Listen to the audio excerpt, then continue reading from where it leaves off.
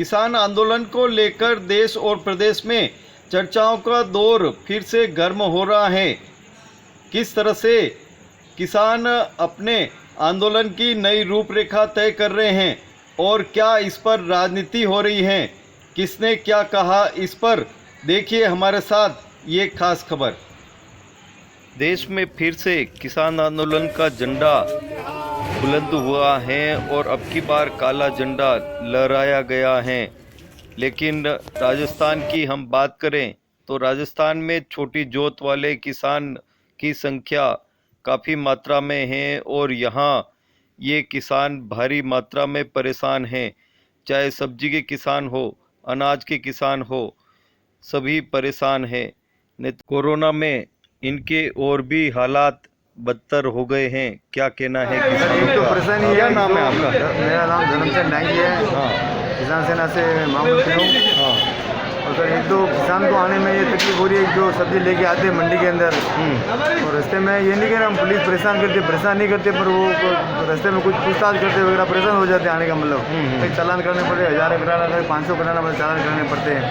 एक जो मंडी के अंदर समस्या है, जो हमारे 30% जगह दे रही है वो हमारे में जगह उपलब्ध है नहीं है। एक जो मुख्यमंत्री जी घोषणा कर रहे हैं, तो जो भी किसान को जो हमने वो कानून नए बनाए, उस नए कानून छोटे किसान को फायदा हो रहा है नहीं इसका, और बहुत परेशानी है हमारे को मंडी के अंदर। न हमारे को भाव के बेच सकते माल, यहाँ पे तो आर्थिक हिसाब से माल बेचना पड़ता है। हम तो ये मुख्यमंत्री ये मोदी ये निवेदन करना चाहते हैं कि हमारे को 30% ज़मीन यहाँ पे आरक्षण दिलाया जाए, मतलब मंडी के अंदर, लेकिन हमारी को समस्या सुन सके सर यही है। और किसानों की हालत बहुत गंभीर है। अभी कोरोना काल में भी किसान घर से मंडी तक आने में उसको कई जगह चालान देना पड़ रहा है। पास का चालान अलग है और मास्क लगा दिया उसने तो हेलमेट का चालान, हेलमेट लेके आया तो गाड़ी का इंश्योरेंस का चालान है, जूते का चालान है।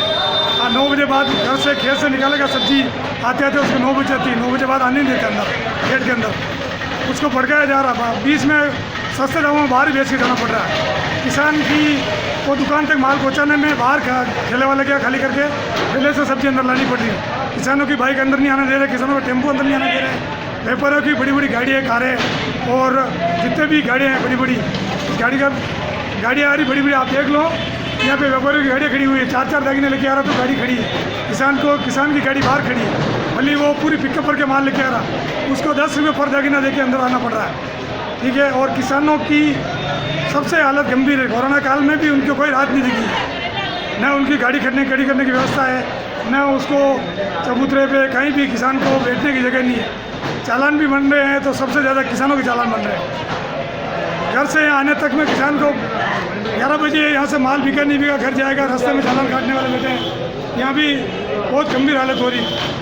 कोई भी सरकार, कांग्रेस हो, बीजेपी हो, किसी भी सरकार ने आज दिन तक किसानों की इतना कोई काम नहीं किया। बस जय हिंद, जय जवान, जय किसान। सरकार ने पिछले साल जो एक कानून निकाला था नया, सब किसानों को किसान कार्ड बना के देगी सरकार। 3000 रुपये या 4000 रुपये खाते में आएंगे उसको, किसानों को बीमा होगा। किसानों को बीमा भी किया था उसमें, उन्होंने हमारा कोई फार्म दिया, उस पर एक फ़ोटो, आधार कार्ड, पैन कार्ड और हमारा मोबाइल नंबर और खाते की नकल वगैरह सब लिए थे। अभी तक एक भी किसान के किसान कार्ड बन के नहीं आया। हम लोगों ने मंडी समिति में जमा कराए, सब जगह जमा कराए। अभी पूरी मंडी में कोरोना काल में सब मंडियों के एमएलए के, व्यापारी के, सबके कार्ड बन गया था अंदर आने का, एंट्री पास। हम किसानों को एक भी पास नहीं बनाया। या एमएलए के पास बन गया, व्यापारियों के पास बन गया, व्यापारियों के नौकर के पास बन गया, लेकिन किसानों को घर से मंडी तक आने और या माल बेचने का एक भी कार्ड नहीं बनाया, ना हमारा पास बनाया। उससे क्या परेशानी है? उससे परेशानी आने जाने में रोकते हैं पुलिस वाले वगैरह, कहाँ से आ रहा भाई, कहाँ लेके गया, किसके यहाँ माल बेचा, क्या लेके गया। अब यहाँ 11 बजे बंद हो जाती मंडी, यहाँ से 20 किलोमीटर आगे जा रहा किसान, उसको जाने में 12 साढ़े 12 बज जाती है। बीच में लॉकडाउन लगा हुआ 11 बजे बाद, उसको परेशान करते, पकड़ लेते कहीं भी। अब यहाँ से जाने में डबोक जा रहा कोई किसान, रास्ते में 4 स्टेशन पड़ता है, वहाँ भी पकड़ लेते हैं, उसका कौन धन्यवाद। लेके आते हैं, हमें वो रेट भी नहीं मिल रही है, जो रेट पेपर में निकलती है वो रेट यहाँ दे नहीं पाते कोई भी, और हमारे चालान करते हैं रास्ते में। हम परेशान हैं, यहाँ बैठने की जगह नहीं, हमें बैठने नहीं देते हैं। बेचे तो बेचे कहाँ किसान, हम छोटे किसान मारे जा रहे हैं, बड़े किसान फ़ायदा उठा रहे हैं, और हम यहाँ बेचे तो भी टैक्स देना पड़ता है हमें, और ये 100-150 रुपये का पेट्रोल हो जाता है हमारे लाने में यहाँ। और चालान काटते, 500 रुपये का चालान काटते थे। और ये हमारे बैठने की जगह नहीं है, किसानों के लिए बैठने की जगह उपलब्ध कराए। बात किसानों की है लेकिन राजनीति हावी है, क्या कहा राजस्थान में नेता प्रतिपक्ष गुलाबचंद कटारिया ने। केंद्र सरकार ने किसानों के हित में जो कृषि कानून पास किए उसका विरोध करने के लिए कई किसान संगठन तब से लेकर आज तक सड़कों पर हैं और वो 26 मई के दिन काला दिवस मनाने की घोषणा कर चुके हैं। उसके साथ ही देश की वो राजनीतिक पार्टियां जिन्होंने वर्षों तक देश पर राज किया, कई राज्यों में जिनकी सरकारें रही, वो भी उसका समर्थन करने की घोषणा की है। मेरी उन सबसे विनम्र प्रार्थना है कि कृषि कानून में ऐसी क्या बात है जिसका आप विरोध कर रहे हो। आपका विरोध का आधार तो ये था कि मंडियां समाप्त हो जाएगी, वो मंडियां अभी तक तो समाप्त हुई नहीं। आपने कहा कि समर्थन मूल्य पर खरीद बंद हो जाएगी, खरीद बंद नहीं हुई, उससे अधिक हुई है। आप लोगों ने विभिन्न प्रकार की बातों का भ्रम फैलाया है। मैं आज आपसे पूछना चाहता हूं कि काला दिवस आप इसलिए मना रहे हो क्या कि देश के प्रधानमंत्री ने आज़ादी के इतने वर्षों बाद पहली बार किसान सम्मान निधि के रूप में हिंदुस्तान के 10.5 करोड़ किसानों के खाते में सीधा ही किसान सम्मान निधि का पैसा डाल रहा है। और अब की बार तो उन्होंने 8वीं किस्त भी संपूर्ण देश के किसानों के खाते में डाल दी, जो अब तक किसानों को 1,15,000 करोड़ रुपया उनके खाते में सीधा ही चला गया है। क्या आप उसका विरोध कर रहे हो? क्या आप इस बात का काला दिवस मना रहे हो कि देश के प्रधानमंत्री ने डीएपी जो खाद सबसे पहला और आवश्यकता है किसान के लिए, पहले एक कट्टे पर 500 रुपया कट्टे की सब्सिडी मिलती थी, अब की बार प्रधानमंत्री जी ने 1200 रुपया प्रति कट्टे प्रति बोरी पर जो सब्सिडी दी है वो लगभग 14,000 करोड़ के आसपास है। क्या आप ये काला दिवस उसके विरोध में मना रहे हो?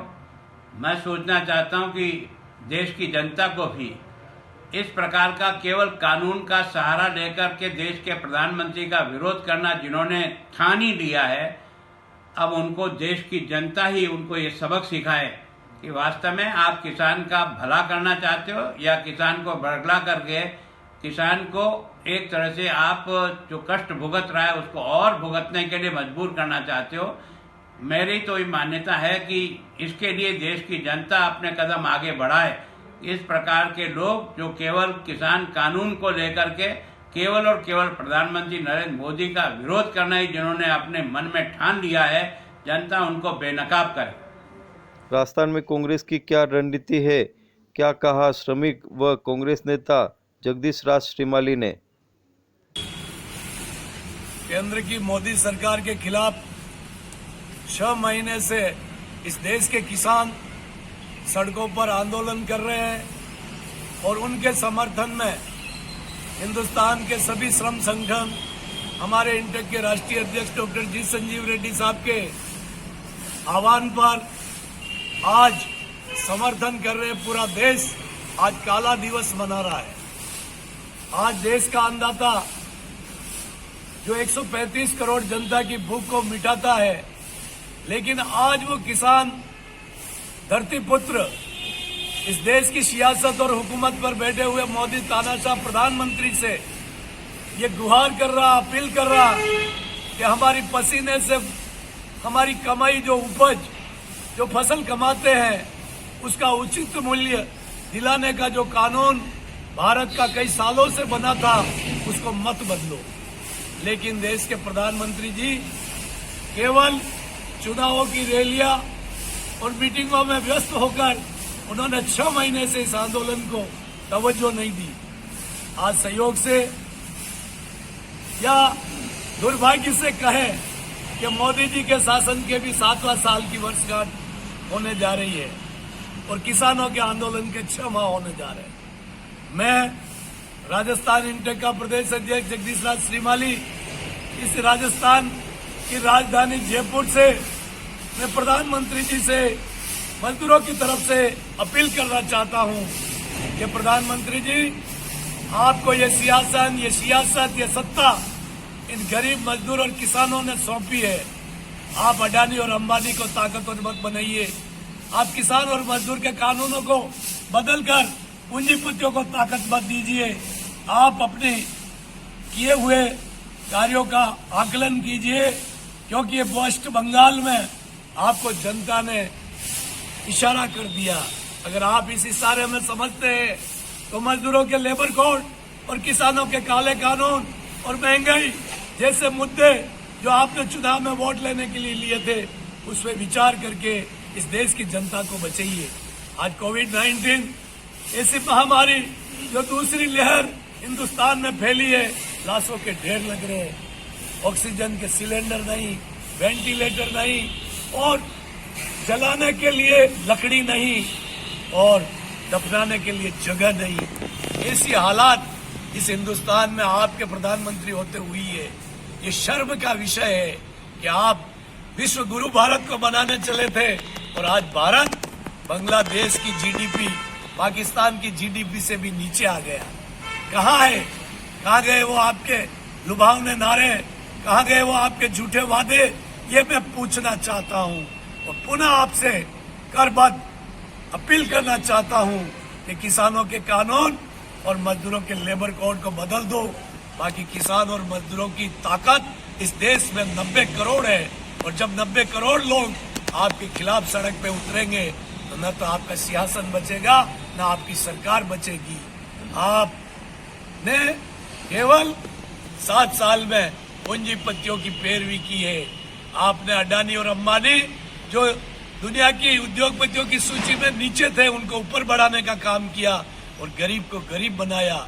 आज मजदूर पीड़ित है, किसान पीड़ित है, गरीब पीड़ित है, और आप अभी भी बिल्कुल अपने सत्ता के नशे में मजदूर हो। तो मैं ये कहना चाहता हूँ कि आप इस सत्ता के नशे से बाहर आइए और जो चुनाव में वादे किए वो पूरा करके जनता की आवाज को सुनिए, वरना तख्त बदल दो, ताज बदल दो। लोग कहेंगे कि इन बेईमानों का राज बदल दो, ये नारा सड़कों पे गूंजेगा और आपको कुर्सी छोड़नी पड़ेगी। जय हिंद, जय भारत, जय किसान, जय मजदूर।